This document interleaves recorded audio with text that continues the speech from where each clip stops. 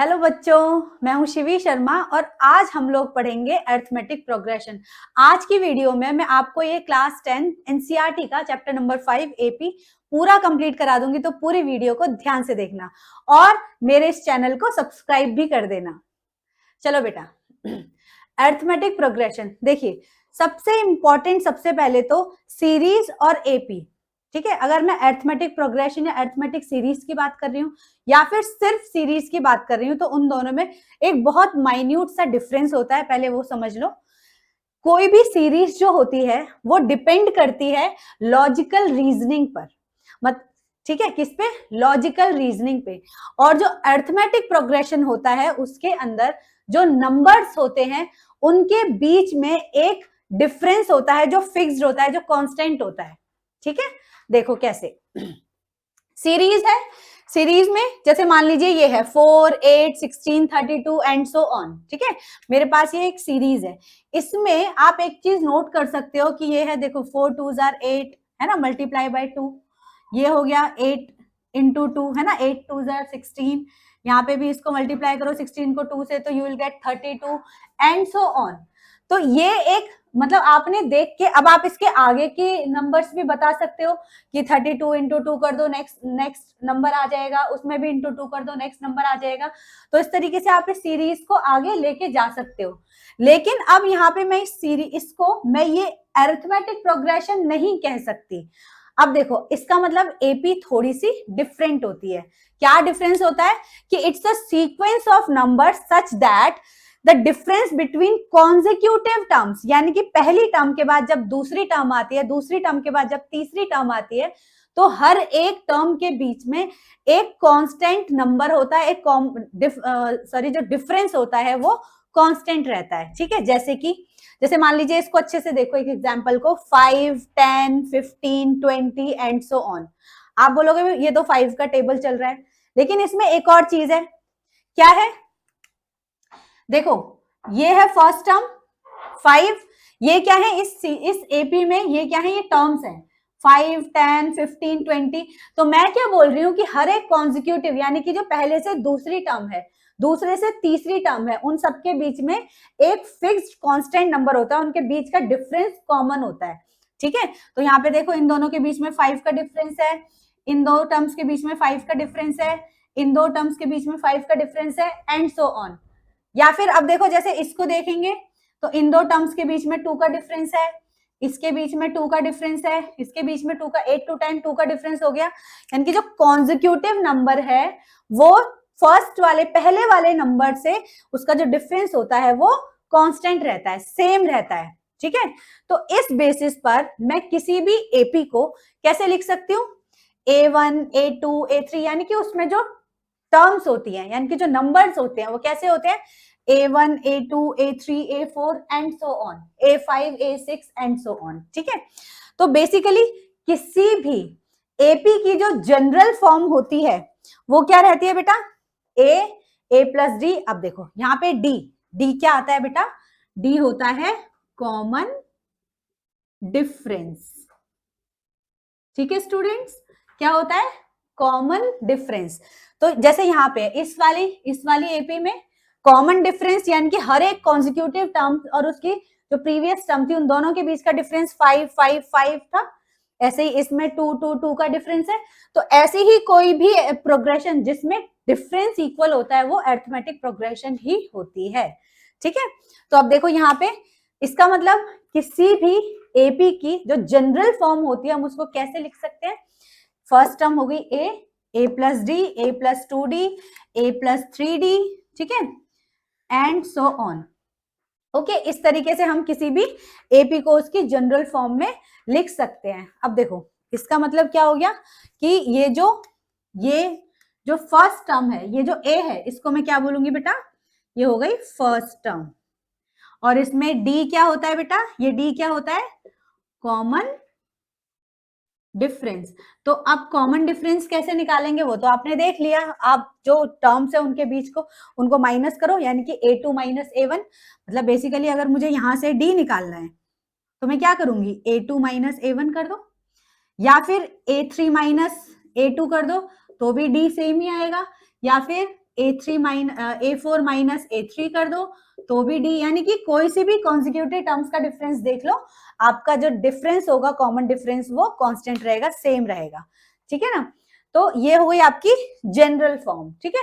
अब देखिए इसका मतलब क्या है, जैसे मान लो ये वाली सीरीज है, अब मैं इसको इस फॉर्म में लिख सकती हूँ। कैसे लिख सकती हूँ, देखो मैंने बोला फर्स्ट टर्म जो होती है, जो फर्स्ट टर्म होती है ए, उसको हम एज इट इज लिखेंगे। तो यहाँ पे ए इस वाली सीरीज में मैं ये वाला एग्जाम्पल लेती हूँ 4 6 8 2 एंड सो ऑन, ठीक है। मैं ये वाला एग्जाम्पल लेती हूँ। अब इस वाले अरिथमेटिक प्रोग्रेशन में, अरिथमेटिक सीरीज में देखो क्या है, ए यानी कि A1, ठीक है, या हम इसको सिंपली ए भी बोल सकते हैं, कितना है 4 हो गया।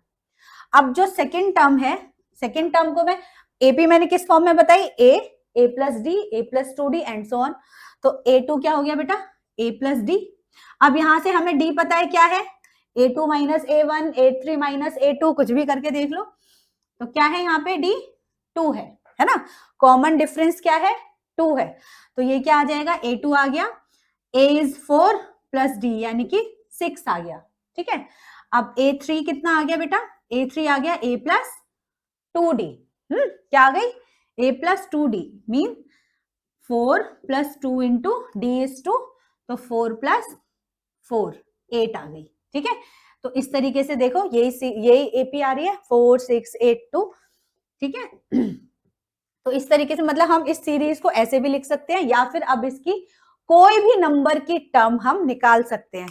तो बेसिकली बेटा किसी भी सीरीज में, मतलब अगर आपको अरिथमेटिक प्रोग्रेशन गिवन है और आपको किसी भी नंबर की टर्म निकालनी है, तो आप फॉर्मूला, बहुत इजी फॉर्मूला है, बड़े आसानी से अप्लाई कर सकते हो और कोई सी भी नंबर की टर्म आप निकाल सकते हो। अब नंबर की टर्म का मतलब क्या है कि जैसे ये आप एपी देख रहे हो 4 6 8 10 एंड सो ऑन। अब बेटा मान लो कहीं पे जाके मैं कह रही हूँ 52 भी आ रहा होगा, कहीं पे तो आ रहा होगा, ठीक है। 2 का डिफरेंस है तो 52 भी आ ही रहा होगा, सारे इवन नंबर्स आ रहे हैं तो, है ना। 2 के डिफरेंस में 52 कौन से नंबर पे आ रहा होगा, कितने नंबर, कौन से नंबर की वो टर्म है, ठीक है, उसको भी हम निकाल सकते हैं। तो basically we have a general formula, ठीक है, यानी कि किसी भी नंबर की nth टर्म, यानी कि कोई भी nth टर्म निकालने के लिए हमारे पास क्या फॉर्मूला है एपी में, देखिए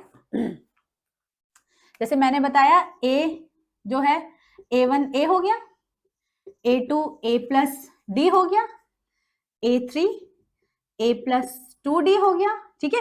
मतलब फॉर्मूला रटना नहीं है, फॉर्मूला कैसे आया वो समझो। A3 ये तो पता चल गया ये कैसे आए, A3 हो, A4 हो गया A प्लस 3D, है ना, एंड सो ऑन।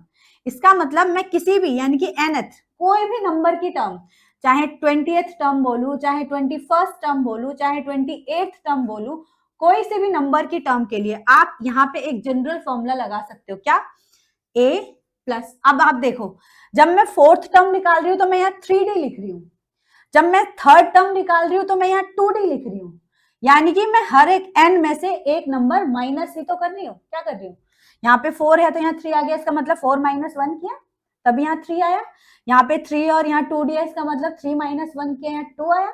तो इसी तरीके से मेरे पास फॉर्मूला क्या बनता है, A plus n minus 1 into D. तो ये हो गया बेटा कोई भी nth टर्म निकालने का, कोई सी भी एपी में कोई से भी नंबर की टर्म निकालने का एक फॉर्मूला, ठीक है। तो अगर आपके पास एपी में लास्ट टर्म भी गिवन हो, ठीक है, लास्ट टर्म मतलब आपके पास A1 A2 A3 and so on up to AN, ठीक है, मतलब लास्ट टर्म भी गिवन है, मतलब ये एक खत्म हो गई ये सीरीज, ठीक है, यहां से शुरू हुई यहाँ पे खत्म हो गई एपी, तो ये लास्ट टर्म हो गई, ठीक है। क्या बन गई बेटा, ये लास्ट टर्म बन गई। तो आप यहाँ पे ये फॉर्मूला AN की जगह आप इसको L भी लिख सकते हो, if last term is given, तब आप ये L लिखोगे, ठीक है। तो क्या बन जाएगा, सेम फॉर्मूला रहेगा A plus n minus 1 into D. Okay, मतलब आपने देखना, अभी आप क्वेश्चंस करोगे तो आप दो तरीके के क्वेश्चंस देखोगे, एक में तो जो अरिथमेटिक प्रोग्रेशन है उसका लास्ट टर्म गिवन नहीं होगा, वो बस एंड सो ऑन करके छोड़ देंगे, और एक तरीके के क्वेश्चंस में आपको बोल देंगे कि यहां से जो एपीएस स्टार्ट हो रही है और पर्टिकुलर किसी नंबर पे जाके खत्म हो रही है, तो जहां पे वो खत्म हो रही है वो उसकी लास्ट टर्म होगी, ठीक है। ओके, चलिए अब एक दो एग्जाम्पल्स करते हैं।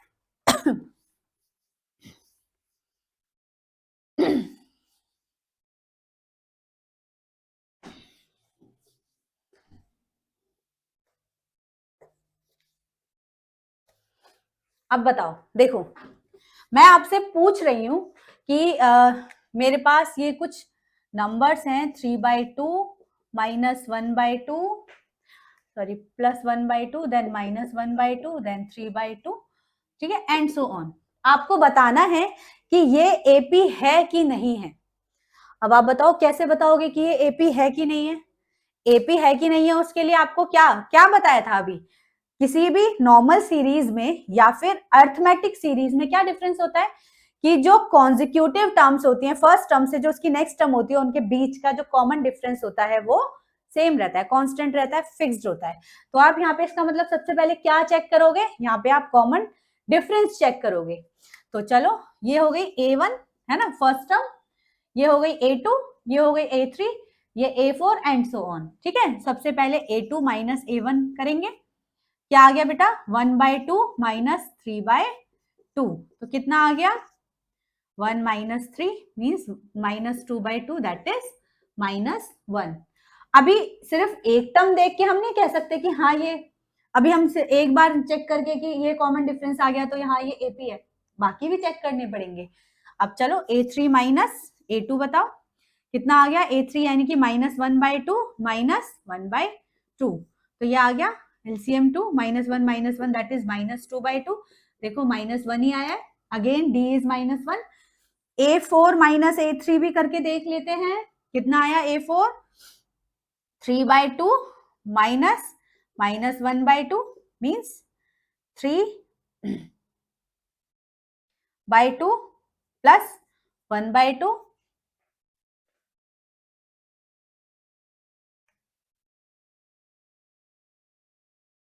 ओके बेटा ये -3/2 है, सॉरी, तो ये -3/2 हो गया, -3/2 माइनस, यहाँ पे मैंने यहाँ पे इस सीरीज में माइनस नहीं लगाया था तो अब मैं लगा रही हूँ, ठीक है, -3/2, तो बेटा ये आ गया -3 + 1/2, so again it's -2/2 that is -1। तो देखो सभी सारी जो टर्म्स हैं सबके बीच का जो कॉमन डिफरेंस है दैट इज -1 -1 -1, तो हेंस वी कैन से कि ये क्या है, ये एक अरिथमेटिक प्रोग्रेशन है, ठीक है। चलिए अब आते हैं थोड़े ठीक ठाक क्वेश्चंस पे जो इस चैप्टर में पूछे जाते हैं, एक दो एग्जांपल्स वो भी कर लेते हैं। Find the 10th term of the AP. देखो अब मैंने आपको बताया था ना कि अगर आपके पास एपी गिवन हो, you have one formula an is equals to a plus n minus 1 into D, तो आप किसी भी नंबर की टर्म निकाल सकते हो।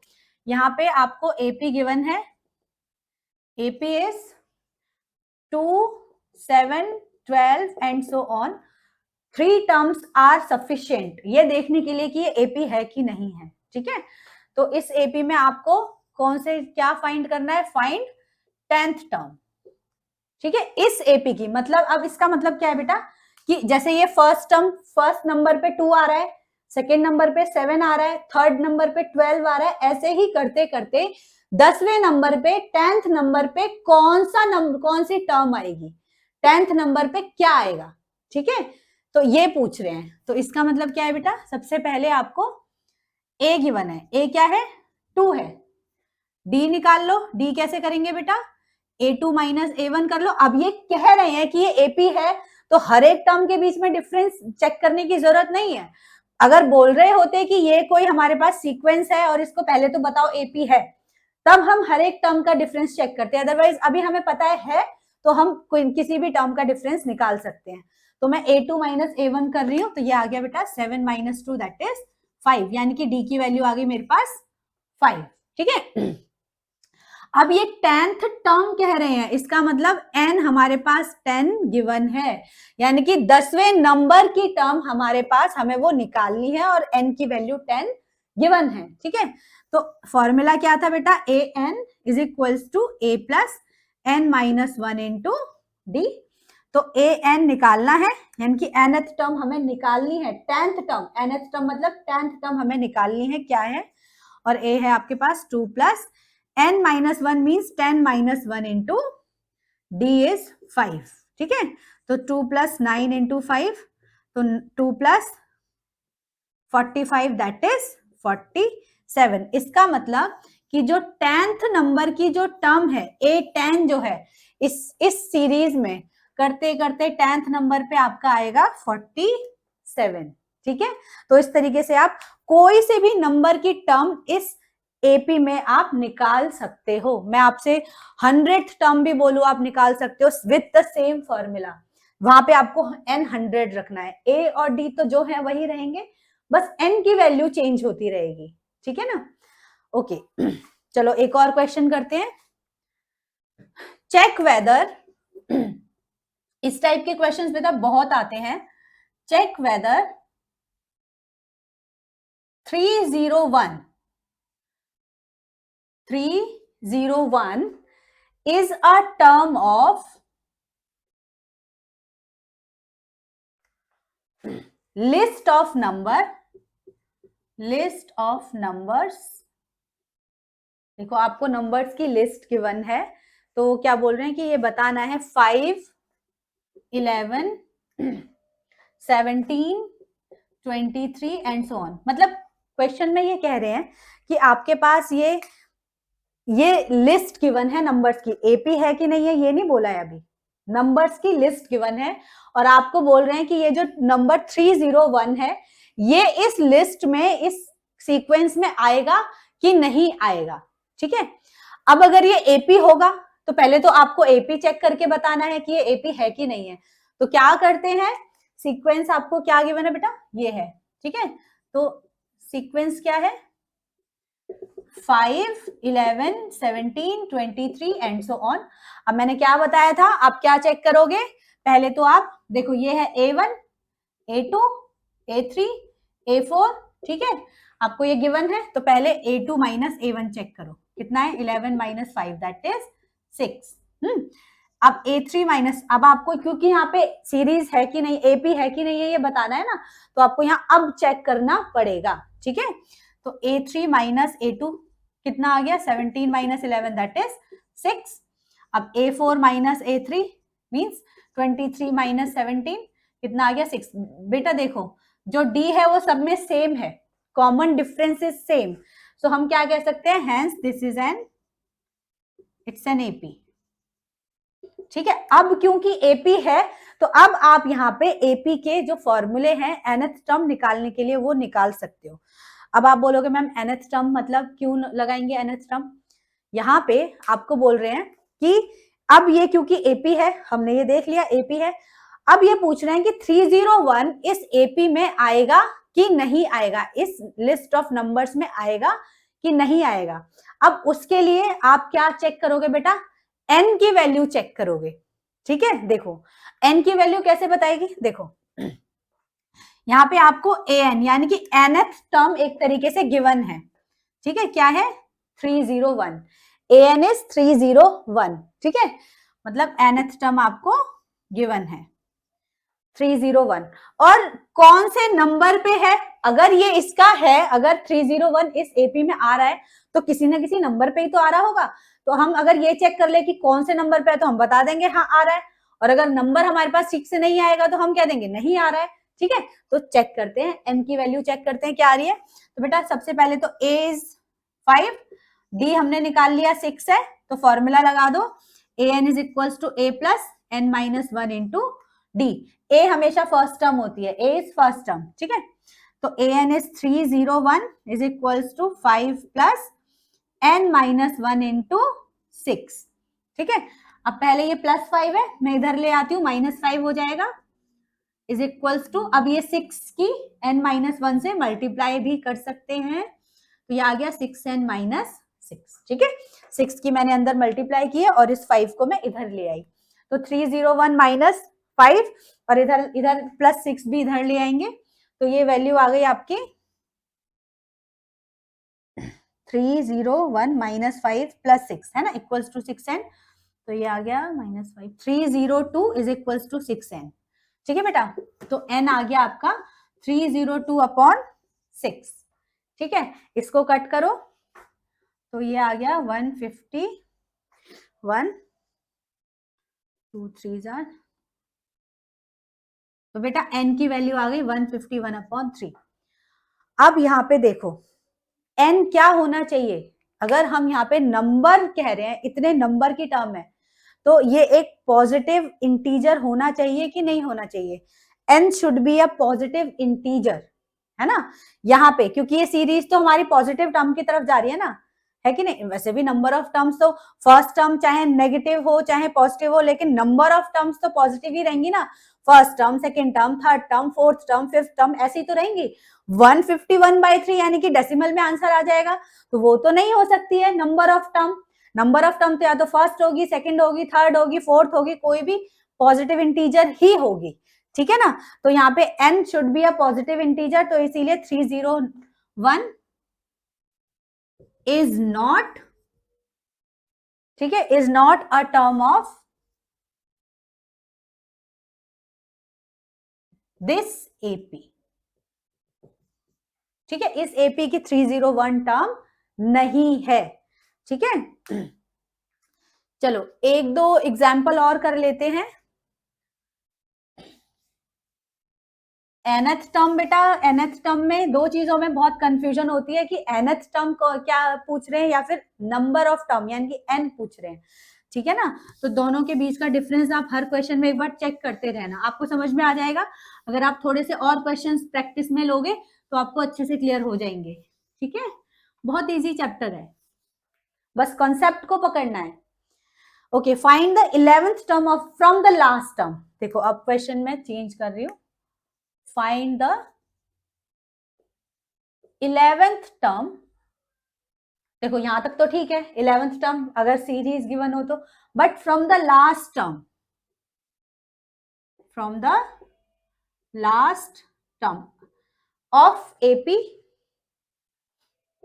Of AP, AP is 10, 7, 4 and so on and up to -62।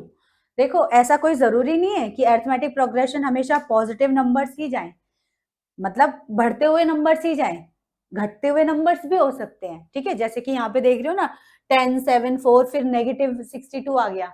ठीक है, तो ऐसी भी हो सकती है, इसमें कोई कंफ्यूज होने की जरूरत नहीं है। ठीक है, चलो अब इसका मतलब देखो, क्वेश्चन समझना, क्वेश्चन क्या कह रहे हैं कि 11th टर्म बताओ फ्रॉम द लास्ट टर्म।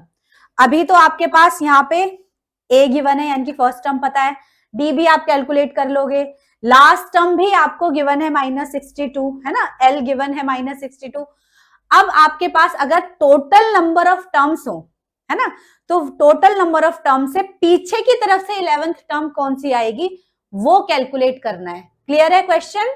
ठीक है, तो चलो पहले तो इस सीरीज एपी में ए लिखो, ए इज 10, डी कितना है बेटा, देखो a2 - a1 करो, a2 7 है, a1 10 है, तो 7 - 10 that is -3, D is negative here. ठीक है, तो डी आ गया बेटा -3। और मैंने आपको बताया था कि अगर एपी खत्म हो रही है कहीं पे तो वो उसकी लास्ट टर्म है, तो यहाँ पे लास्ट टर्म क्या है -62। तो टोटल नंबर ऑफ टर्म्स हमें नहीं पता कितनी है। ठीक है, तो टोटल नंबर ऑफ टर्म्स पहले निकालेंगे, तो एन क्या फॉर्मूला हमारे पास क्या है बेटा, लास्ट टर्म है तो L is equals to a plus n -1 into D. तो लास्ट टर्म क्या है -62 is equals to 10 plus n -1 into d is -3। ठीक है, तो ये आ गया -62, ये 10 इधर ले आती हूँ, -10 हो गया, इज इक्वल्स टू अब 3 की n -1 से मल्टीप्लाई करो तो -3n प्लस 3। ओके, तो -72 -3 इज इक्वल्स टू -3n, तो -75 इज इक्वल्स टू -3n। तो बेटा n कितना हो गया -75 अपॉन -3, माइनस से माइनस कैंसिल करो, तो बेटा total number of terms n आ गया 25, यानी कि इस एपी में जितने टोटल टर्म्स हैं, ये 10, 7, 4 and so on up to -62, ये टोटल कितनी टर्म्स हैं? 25 टर्म्स हैं, यानी कि n इज 25। अब क्वेश्चन कह रहा है लास्ट से 11th टर्म बताओ। आगे से तो 11th टर्म A11 आप निकाल दोगे, है ना। अगर मैं आगे से कहती कि फाइंड द, आगे पीछे कुछ नहीं कह रही, बोल रही हूँ बस find the 11th term of the AP, तो आप A11 निकाल देते, लेकिन लास्ट से कैसे निकालोगे? अब देखो यहाँ पे मोस्टली स्टूडेंट क्या करते हैं कि अच्छा लास्ट से 11 टर्म बोल रहे हैं तो 25 टोटल टर्म्स है, -11 कर दिया, ठीक है मैम आ गया 14th नंबर आ गया। ऐसे नहीं करना है, ये नहीं करना है। अब देखो इस कंसेप्ट को भी अभी यहीं से समझो। जैसे मान लो मैं आपके पास बोल रही हूँ टोटल 10 नंबर्स हैं, 1 2 3 4 5 6 7 8 9 10, ठीक है। मैं कह रही हूँ लास्ट से सेकंड नंबर कौन सा है। अब आप बोलोगे अच्छा अगर आप ये कंसेप्ट लगा रहे हो तो लास्ट से सेकंड नंबर वैसे तो आपको दिख रहा है क्या है, 9 है, लेकिन अगर आप ये वाला कॉन्सेप्ट लगाओगे तो क्या हो जाएगा, आप करोगे लास्ट यानी कि 10 टर्म्स है, उसमें से सेकंड नंबर यानी कि -2 कर दो तो 8। अब बताओ क्या लास्ट से सेकंड 8 है? नहीं है ना, लास्ट से सेकंड कौन सा है, 9 है। इसका मतलब आपने क्या किया, बस सेकंड पूछ रहा है तो -1 कर दो, थर्ड पूछ रहे हैं लास्ट से थर्ड नंबर तो -2 कर दो, लास्ट से फोर्थ नंबर कह रहे हैं तो -3 कर दो। समझ में आ रहा है? ठीक है, कॉन्सेप्ट क्लियर है। तो अब यहाँ पे हमें लास्ट से 11th टर्म बतानी है, तो हम क्या करेंगे 25 - 10 कर देंगे, ठीक है। तो 11th टर्म फ्रॉम लास्ट क्या होगी बेटा, 25 - 10 यानी कि 15th टर्म, ठीक है। अब आपसे क्या बोल रहे हैं कि पीछे से 15वें नंबर की, पीछे से 11th यानी कि आगे से कौन सी हो गई, 15th टर्म, ठीक है ना।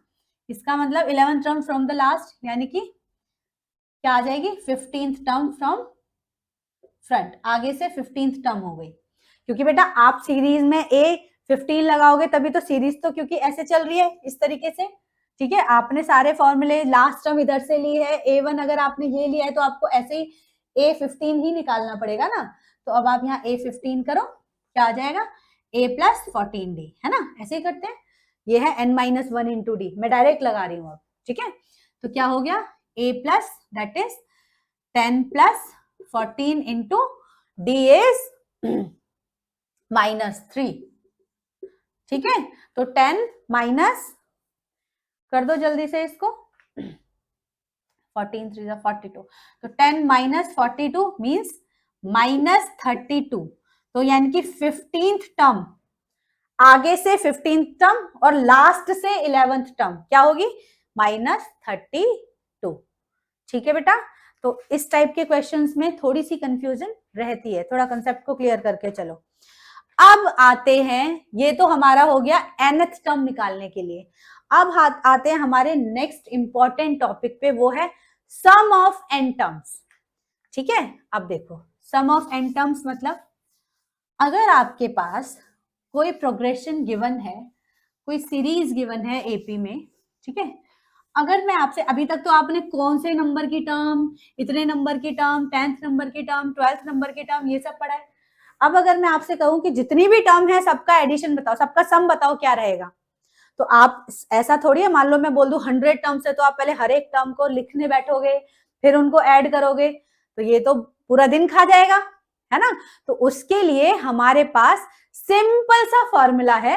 तो सबसे पहले तो अब हम जो टॉपिक पढ़ रहे हैं वो है सम ऑफ n टर्म्स, यानी कि कितनी भी नंबर की कितनी भी टर्म्स हो, हम सबका सम किसी भी अरिथमेटिक प्रोग्रेशन में निकाल सकते हैं। जैसे कि मान लीजिए आपके पास एपी है, सीरीज में है 1 + 2 + 3 + and so on up to 100, ठीक है। अब मैंने एडिशन में इसलिए लिखे क्योंकि मैं इनका सम निकालने के लिए बोल रही हूँ, ठीक है। अब देखो बेटा इन सबका सम निकालने के लिए अब आप यहाँ पे सबको अलग से ऐड नहीं करोगे, 2 + 1 3, 3 + 3 6, ऐसे नहीं करोगे। क्या करोगे, यहाँ पे Sn का यानी कि सम ऑफ n टर्म्स का, ठीक है, क्या बोलेंगे इसको, sum of n terms. Sum of n terms का जो फॉर्मूला है वो क्या है, n/2 a + n - 2a + n - 1 × d, ठीक है। अगर हमारे पास एपी गिवन है A1, A2, A3 and so on, ठीक है, तो हम इस एपी में इन सारी टर्म्स का सम इस फॉर्मूले से निकाल सकते हैं। और अगेन अगर लास्ट टर्म गिवन हो, अच्छा यहाँ पे ये चीजें तो क्लियर है ना, ए डी ये सब वही है जो अभी हमने पढ़ा है, सब वही है, कुछ नई चीज नहीं है, बस फॉर्मूला नए तरीके से है क्योंकि सम का फॉर्मूला पढ़ रहे हैं, ठीक है। तो n by 2 2a plus n minus 1 into d where a is first term, ठीक है, वही है सब, d is common difference, जैसे निकाल रहे थे a2 minus a1 a3 minus a2 ऐसे ही निकालोगे, है ना। और n is number of terms, ठीक है, जितने टोटल नंबर ऑफ टर्म्स है। ओके बेटा, तो इसके लिए हमारे पास Sn यानी कि सम ऑफ n टर्म्स का फॉर्मूला है n by 2 2a plus n minus 1 into d। और अगर यहाँ पे आपको nth टर्म यानी कि लास्ट टर्म भी गिवन हो, यानी कि इस एपी में आपके पास लास्ट टर्म भी गिवन हो, तो फॉर्मूला और भी इजी हो जाता है। क्या हो जाता है? If last term is given, है ना, तो आप सम यानी कि Sn sum of n terms कैसे निकाल सकते हो? n by 2, ठीक है, ब्रैकेट a प्लस l, यानी कि first term plus last term, बस आपको ये फॉर्मूला लगाना है अगर लास्ट टर्म गिवन है तो, अदरवाइज ये फॉर्मूला लगाओ, आपके पास टोटल सम आ जाएगा जितने भी टर्म्स का, n टर्म्स यानी कि आपके पास, अब पहले तो आपको टोटल नंबर ऑफ टर्म्स निकालनी भी पड़ेंगी, कितने नंबर ऑफ टर्म्स का आपको सम निकालना है वो आपको इस फॉर्मूले से या फिर इस फॉर्मूले से पता चल जाएगा। चलो एक दो क्वेश्चन कर लेते हैं। ओके, मैं ये लिखे रहने देती हूँ। चलो ये बताओ, find the sum of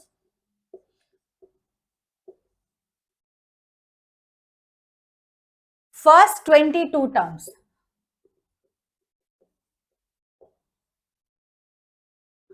of AP 8, 3, -2 and so on. देखो यहां पे इस एपी में आपको लास्ट टर्म गिवन नहीं है, इसीलिए आपसे इन्होंने कह दिया कि पहली 22 टर्म्स, फर्स्ट 22 टर्म्स का सम निकालो।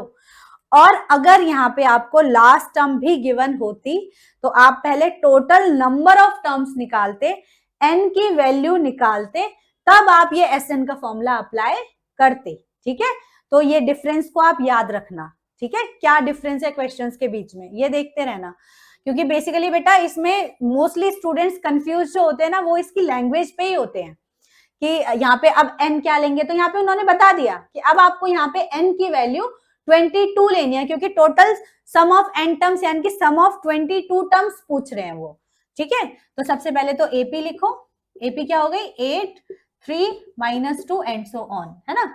तो ए हो गया आपके पास 8, डी आ गया करो a2 - a1, 3 - 8 दैट इज -5, ठीक है। तो डी आपके पास -5 आ गया। चलो अब एस, अच्छा आपको फर्स्ट 22 टर्म्स का सम निकालना है, सम ऑफ फर्स्ट 22 टर्म्स, यानी कि n आ गया आपके पास 22, ठीक है। तो फॉर्मूला लगा दो एस एन, कौन सा फॉर्मूला लगाएंगे, because as last term is not given, तो हम कौन सा लगाएंगे, ये वाला फॉर्मूला, ठीक है। हालांकि अगर मान लीजिए आपके पास लास्ट टर्म भी गिवन है और आपको नहीं याद आ रहा है कि मैं यहाँ पे a लगाऊं कि 2a लगाऊं, नहीं याद आ रहा है, तो आप एक इस फॉर्मूले से भी वो निकाल सकते हो अगर लास्ट टर्म गिवन है तो, ऐसा कोई इश्यू नहीं है कि आप यही फॉर्मूला तब लगाओगे यही फॉर्मूला तब लगाओगे, बस हाँ ये फॉर्मूला आप तभी लगा सकते हो when last term is given, otherwise you can apply this formula also, ठीक है। चलिए, तो Sn is equals to n by 2 2a plus n minus 1 into d। So Sn यानी कि बेटा S22 आपको निकालना है is equals to 22 by 2 2a, a is 8 plus n that is 22 minus 1 into d is -5। करो इसको सॉल्व जल्दी से, कितना आ गया, 2 से 22 कट गया 11, ये 16 प्लस 21 इंटू -5, तो 11 इंटू 16 माइनस 21 इंटू 5 कर दो, तो इट्स -105, ठीक है। चलो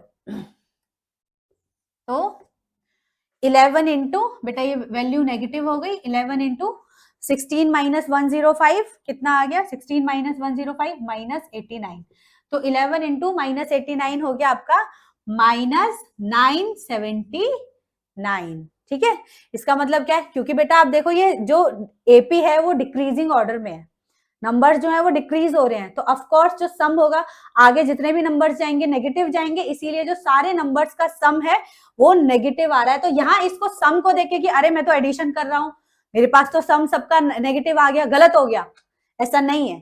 ठीक है, ये आपको पता होना चाहिए कि नेगेटिव टर्म्स को अगर आप सम करते हो, ऐड करते हो, तो नेगेटिव वैल्यू आ जाती है। ठीक है, वो केसेस डिपेंड करते हैं, तो क्योंकि आगे पूरी सीरीज नेगेटिव जा रही है ना, इसीलिए माइनस 979 बिल्कुल सही आंसर है।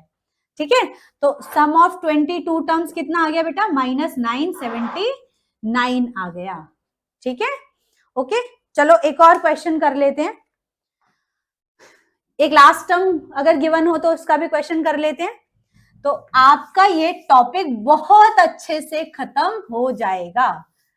ठीक है, find the sum of first 1000 positive integers, find the sum of 1000 first 1000, ठीक है, फर्स्ट 1000 पॉजिटिव इंटीजर्स। अब देखो बेटा इसका मतलब क्या है, फर्स्ट 1000 पॉजिटिव इंटीजर्स, इसका मतलब आपको जो अरिथमेटिक प्रोग्रेशन या जो सीरीज है वो गिवन है। कैसे है, पहले 1000 पॉजिटिव इंटीजर्स कहां से शुरू होंगे, पॉजिटिव इंटीजर्स 1 से स्टार्ट होंगे, यानी कि आपको सम निकालना है किसका, 1 से स्टार्ट होंगे, 1 plus 2 plus 3 and so on, पहले 1000 यानी कि 1000 तक जाएंगे। अब देखो, अब आपको इसमें देखो सबके बीच में जो कॉमन डिफरेंस है वो तो 1 1 1 है, इसका मतलब ये एपी तो है। ठीक है, तो इसमें ए की वैल्यू क्या हो गई बेटा, 1 हो गई, डी क्या हो गया बेटा, 1 हो गया, कॉमन डिफरेंस इज ऑल्सो 1। ठीक है, और यहाँ पे एक और चीज गिवन है, क्या है, लास्ट टर्म भी गिवन है, एल क्या हो गया 1000। ठीक है, तो चलो सम ऑफ क्या बोल रहे हैं बेटा, यानी कि अब देखो एक और चीज, एन की वैल्यू आपसे क्या बोल रहे हैं कि नंबर ऑफ टर्म्स 1000 है, यानी कि एन इज 1000। ठीक है, तो चलो सम ऑफ 1000 टर्म्स कितना आ गया, क्या होता है n बाय 2, फॉर्मूला लगाएंगे क्या, अब लास्ट टर्म गिवन है तो a प्लस एल लगा लेते हैं। ठीक है, ऐसा नहीं है कि सिर्फ a प्लस एल से ही आएगा, आप 2a plus n minus 1 into d से भी इसको क्रॉस चेक करना। ठीक है, इसको करने के बाद आप अपने आप चेक करना, answer will be same. Okay, तो s 1000 means n is 1000 upon 2 और a is 1 plus last is 101। ठीक है बेटा, तो ये आ गया आपके पास, इसको कट कर दो, ये आ गया आपके पास 500 इंटू 1001। अब जब आप इन दोनों को मल्टीप्लाई करोगे तो योर आंसर विल बी 500500। ठीक है बेटा, ये आपका आंसर, यानी कि जब आप फर्स्ट 1000 टर्म्स को ऐड करोगे तो यू विल गेट 500500। अब देखो ना, इसको अगर अलग अलग से ऐड करते तो कहां तक ऐड करते रहते, तो है ना बहुत अच्छा सा एक टॉपिक, जो अगर आपको अच्छे से समझ में आया हो तो मेरी इस वीडियो को लाइक भी कर देना। यहाँ पे आपका चैप्टर फिनिश होता है, अगर किसी की कोई क्वेरी हो तो वो कमेंट सेक्शन में मुझसे पूछ सकता है। Bye bye.